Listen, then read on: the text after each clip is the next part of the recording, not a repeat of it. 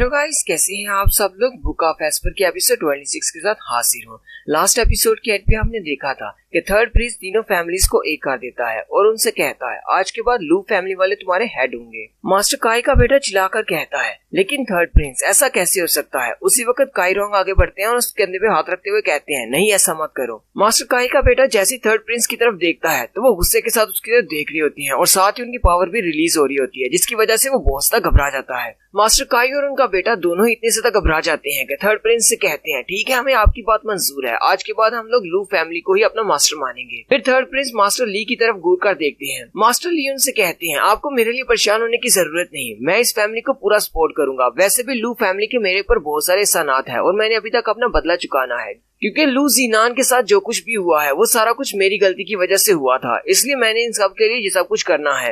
वो मोटू उनसे कहता है अब जबकि तुम सब लोगों ने इस बात को मान लिया है तो फिर ठीक है हम सब लोग यहाँ से चलते हैं। वो उन सब से कहता है ठीक है तुम लोग यहाँ से जा सकते हो। जैसे वो सारे लोग वहाँ से जाने लगते हैं वो मोटू ज़ूफेन से कहता है ज़ूफेन तुम यहाँ से नहीं जा सकते, मेरे साथ आओ, मुझे तुमसे कुछ काम है। वो मोटू ज़ूफेन को अपने साथ लेकर जंगल की तरफ चला जाता है। ज़ूफेन काफी ज्यादा हैरान होता है और कहता है अब ये क्या करने वाला है। वो मोटू वहाँ पर जाकर रुकता है और उससे कहता है तुम्हें परेशान होने की जरूरत नहीं, मैं यहाँ पर तुम्हें एक बहुत ही जरूरी काम से लेकर आया हूँ। अब जैसे मैं कहता हूँ तुम भी मेरे पीछे वैसी वैसी बात को रिपीट करो। वो मोटू अपना हाथ ऊपर की तरफ उठाता है और कहता है मैं you wing Kong royal family का थर्ड प्रिंस आज ये वादा करता हूँ कि आज के बाद मैं और ज़ूफेन दोनों भाई हैं और दोनों एक साथ जिएंगे मरेंगे और कभी भी एक दूसरे को धोखा नहीं देंगे। फिर वो मोटू ज़ूफेन से कहता है चलो ठीक है अब जल्दी से तुम भी इसी तरह की शपथ लो। ज़ूफेन उसकी बात सुनने के बाद हैरान हो जाता है और कहता है आखिर जिसका ये सब कुछ करने का मकसद क्या है, लेकिन फिर भी एक प्रिंस है इसलिए मुझे इसकी बात को फॉलो करना ही पड़ेगा। वो भी वैसे ही करता है, बिल्कुल वैसे ही वो भी शपथ लेता है। शपथ लेने के बाद ज़ूफेन मोटू से पूछता है अब मुझे बताओगे ये सब कुछ किस बारे में है। मोटू से कहता है क्या तुम्हें हमारी कल की शर्त याद है जिसमें हम दोनों ने शर्त लगाई थी कि जो भी जीतेगा लॉन्गनुई उसकी होगी। तो असल में बात ये है कि मैं कल की फाइट तो हार गया था लेकिन मैंने अभी तक भी इस ख्याल को नहीं छोड़ा। मैं लॉन्गनुई से प्यार करता हूँ और मैं उससे अभी भी शादी करना चाहता हूँ, इसलिए अब मैंने तुमसे ये शपथ ले ली है। अब जबकि हम दोनों भाई बन चुके हैं इसलिए भाई की बीवी बाबी होती है और बाबी के साथ शादी करने का ख्याल नहीं रखना चाहिए। इसलिए इस तरह करके अब मैं लॉन्गनुई को भूल जाऊंगा क्योंकि मुझे पता है कि वो तुम्हारी बीवी बनने वाली है। ज़ूफेन उस मोटू से कहता है चलो ठीक है मैं तुम्हें सच्ची बात बताता हूँ, मेरा उस लड़की के साथ ऐसा कोई भी ताल्लुक नहीं है, मैं तो उस लड़की को ठीक से जानता भी नहीं। वो तो ऐसे ही उस लड़की ने तुमसे अपनी जान छुड़वाने के लिए और मुझसे बदला लेने के लिए मेरा नाम ले दिया। मोटू ज़ूफेन की बात सुनते फिर से बहुत ज्यादा खुश हो जाता है और कहता है क्या ये बात वाकई में सच है, क्या तुम वाकई में उसे पसंद नहीं करते तो इसका मतलब मैं उससे शादी कर सकता हूँ। ज़ूफेन उसे कहता है हाँ बिल्कुल, मेरा उससे कोई भी ताल्लुक नहीं, तुम चाहे तो उसे रख सकते हो। मोटू बहुत ज्यादा खुश हो जाता है और कहता है तुम तो वाकई में मेरे भाई बन चुके हो, मैं तुमसे बहुत ज्यादा खुश हूँ।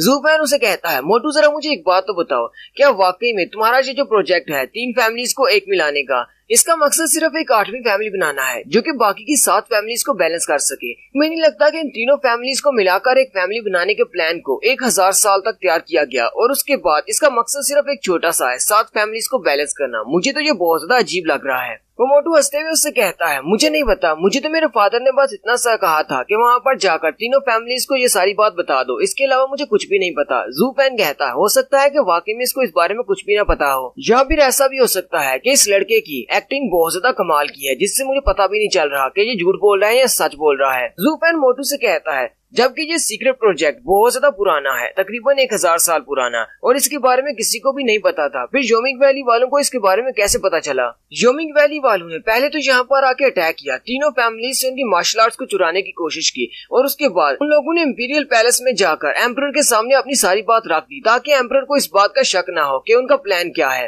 मोटू से कहता है हमारे पैलेस में बहुत सारे ऐसे लोग हैं, बहुत सारी आंखें और कान हैं जो कि सीक्रेट्स को जानते हैं, हो सकता है कि किसी ने इस सीक्रेट को लीक कर दिया हो। ज़ूफेन कहता है पहले तो किसी को भी इस बारे में नहीं पता चला, 1000 साल तक इसको सीक्रेट रखा गया और आज अचानक इसके बारे में सबको कैसे पता चल गया। हो सकता है कि किसी ने जानबूझकर इस इन्फॉर्मेशन को लीक किया हो। मोटू भी उसकी ये वाली बात सुनकर हैरान हो जाता है। ज़ूफेन कहता है चलो छोड़ो इस बात को, मुझे इस बात से फर्क नहीं पड़ता, चाहे तुम लोगों का प्लान जो भी हो, मेरी लू फैमिली आगे बढ़ रही है, मेरी लू फैमिली बड़ी हो रही है, मेरे लिए तो इतना ही काफी है। है। साथ ही जूपेन उसे बाय बोलकर वहाँ से चला जाता है, जबकि थर्ड प्रिंस उसकी तरफ देखते हुए कहता है ये लड़का बहुत ज्यादा स्मार्ट है और इस बात से मुझे बहुत ज्यादा डर लगता है। उसी वक्त मोटू के पीछे वहाँ पर मास्टर क्यूबाई आ जाते हैं और कहते हैं मैं जितनी बार इस लड़के को देखता हूँ मुझे उतनी बार किसी की याद आती है जो कि इसी की तरह बहुत ज्यादा समझदार है। वो मोटू अपने टीचर से पूछता है आप किसकी बात कर रहे हैं। उसके टीचर उसे कहते हैं मैं जूजी चैंगफैंग की बात कर रहा हूँ, हमारे मिनिस्टर की।